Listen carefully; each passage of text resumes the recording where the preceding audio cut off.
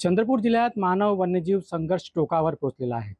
सतत वाघाचे हल्ले होत आहेत, त्यामुळे अनेक लोकांचा जीव या वाघांच्या हल्ल्यात किंवा वन्य प्राण्यांच्या हल्ल्यात जात आहे. याच्या मागचं कारण काय आहे? तज्ज्ञांचं म्हणणं काय आहे? वन विभाग याच्यावर काय उपाययोजना करत आहेत?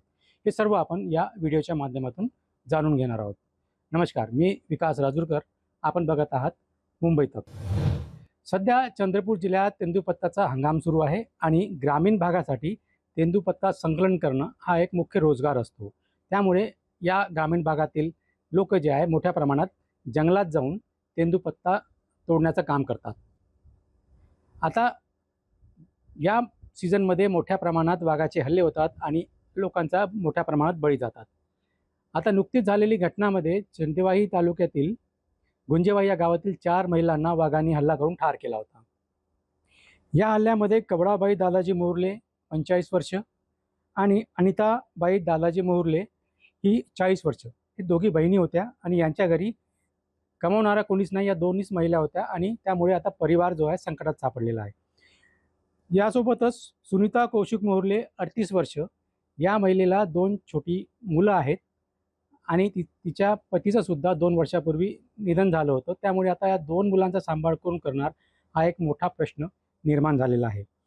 सोबतच संगीता संतोष चौधरी 50 वर्ष, हिचा पतीसुद्धा विकलांग आहे, त्यामुळे घरी कमावणारी ही एकलुतीच होती. अशातच आता हे संपूर्ण परिवार जे आहे, 4ही परिवार उद्ध्वस्त झालेले आहेत. वाघाच्या हल्ल्यामुळे असेच प्रकारे अनेक जे परिवार आहेत ते उद्ध्वस्त झालेले आहे. सध्या तेंदूपत्ता हंगाम असल्यामुळे वन विभागसुद्धा या सर्व प्रक्रियेवरती नजर ठेवून असते. मात्र असं असतानाही हे हल्ले सतत वाढत जात आहेत. यामध्ये तज्ज्ञांचं म्हणणं काय आहे आपण हे सुद्धा जाणून घेऊ. कारण आता चंद्रपूर जिल्ह्यात तापमान जे आहे 47 अंशाच्या पलीकडे पोहोचलेलं आहे. सतत दिवसेंदिवस तापमानात वाढ होत आहे. असं असताना वन्य प्राण्यांसुद्धा याचा फटका बसत आहे. त्यामुळे आता आपण बघितलं तर या हल्ल्यामागचं जे मुख्य कारणही सुद्धा वाढती उष्णता ही सांगण्यात येत आहेत. ताडोबातील वेटरनरी ऑफिसर डॉक्टर खोब्रागडे यांच्या मते की यांनी सांगितलेलं आहे की उन्हाचा तापमान वाढल्यामुळे वाघाच्या शरीर आणि वर्तनावर होणारे परिणाम हे कारणीभूत आहेत आणि त्याला नरभक्षक असं प्रवृत्ती नसून ती उष्णतेमुळे त्यांना ही प्रवृत्ती त्यांच्यात निर्माण झालेली आहे. उन्हाळ्यात तापमान जे आहे 47 अंश सेल्सिअस पोहोचले असल्याने वाघामध्ये हायपरथर्मिया अर्थात उष्णतेमुळे निर्माण होणारा ताण वाढत असून त्यातून आक्रमक वर्तनाच्या घटना घडत असल्याचे तज्ज्ञांचं म्हणणं आहे. आता सिंदेवाही तालुक्यात झालेली ही घटनासुद्धा त्याला कारणीभूत हेच कारण सांगण्यात येत आहे. असं असलं तरी वन विभाग या संपूर्ण प्रक्रियेवरती लक्ष ठेवून आहे आणि वन विभागचे RFO त्या भागातील रेंज फॉरेस्ट ऑफिसर जे आहेत अंजली सायंकर यांच्यासोबत आम्ही चर्चा केली. त्यांचं म्हणणं असं आहे की ते संपूर्ण या ठिकाणी नजर ठेवून होते. त्यांचे जे टीम आहे ती संपूर्ण टीम जे लोक जंगलात जात आहेत त्या लोकांवरती नजर ठेवून होती आणि त्यांची मोजणीसुद्धा रोज होत होती आणि त्यांना वेळोवेळी जनजागृतीसुद्धा करण्यात येत होती. तरीसुद्धा गावकरी जे आहेत ते जंगलात जात होते आणि काळजी न घेता ते तेंदूपत्ता संकलन करत होते, असं वन विभागातर्फे सांगण्यात आलेलं आहे. वन विभागाने या संपूर्ण परिसरामध्ये एक सिटी लोकांना दिली आहे. म्हणजे कुठे जरी काही धोका जाणवला, वाघ कुठे काही असं आपल्याला वाटलं की भास झाला की वाघ आहे, तर त्या ठिकाणी सिटी वाजून इतर लोकांनाही याचा संकेत द्यायचा आणि एका ठिकाणी गोळा व्हायचा, जेणेकरून वाघाचा हल्ला होणार नाही. सोबतच प्रत्येकांना मुखवटे दिलेले आहे. म्हणजे आपल्या डोक्याच्या मागे मुखवटे लावायचे आहे. त्यामुळे ते जेव्हा काम करतात आणि वाघाला वाटतो की हे 4 पायाचा काही प्राणी आहे, त्याच्यामुळेच वाघ जो आहे तो मनुष्यावरती हमला करतो. सहसा आपण बघितलं की तेंदूपत्ता गोळा करताना जे महिला असतील पुरुष असतील ते वाकून जमिनीवरचे तेंदूपत्ते गोळा करतात. अशातच वाघ हल्ला करतो आणि तो हल्ला रोखण्यासाठी मुखवटे दिलेले आहे.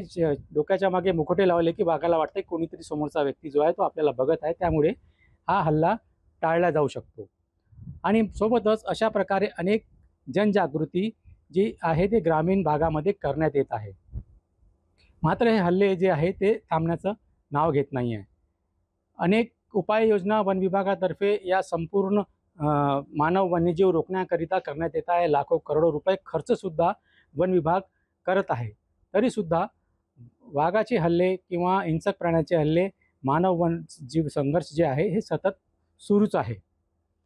विशेष म्हणजे प्रत्येक ग्रामीण भागामध्ये चंद्रपूर जिल्ह्यातील अनेक भाग आहेत. सिंदेवाही तालुका, नागभीड तालुका, चिमूर तालुका आणि अनेक भाग ब्रह्मपुरी आहे. या अनेक भागामध्ये वाघाची संख्या जास्त आहे. चंद्रपूर जिल्ह्यामध्ये ताडोबा अंधारी व्याघ्र प्रकल्प आहे आणि ताडोबा अंधारी व्याघ्र प्रकल्प आणि त्याच्या आसपासच्या जंगलामध्ये मोठ्या प्रमाणात वाघाची संख्यासुद्धा वाढलेली आहे आणि जंगल वाघांसाठी कमी पडत आहे. त्यामुळे सुद्धा वाघ शिकारीच्या शोधामध्ये गावाकडे जाऊन राहिला आहे. हे सुद्धा एक महत्त्वाचं कारण या ठिकाणी समोर येत आहे. विशेष म्हणजे सध्या हिंसक प्राणी आणि वाघाचे हल्ले रोखण्याकरिता वन विभाग प्रयत्न जरी करत असला तरी लोकांचं सहकार्य फार महत्त्वाचं आहे. लोकांना वन विभागातर्फे सांगण्यात येत आहे की सकाळी 6च्या आधी आणि 5च्या आत, म्हणजे 5च्या नंतर जंगलात कोणी जायचं नाही. 6च्या नंतर किंवा 5च्या आत जंगलातून परत यायचं आणि जे वन विभागातर्फे गाईडलाईन्स दिलेले आहेत त्याला जर पूर्ण पाळण्यात आलं तर ही हल्ले जे आहे ते थोड्या प्रमाणात आपल्याला कमी करता येईल. असं असलं तरी ग्रामीण भागामध्ये हा तेंदूपत्ता संकलन हा एक मोठा व्यवसाय, यांचा रोजगार असल्यामुळे लोक आपली जीवाची पर्वा न करता जंगलात जातात आणि जीव गमावून बसतात.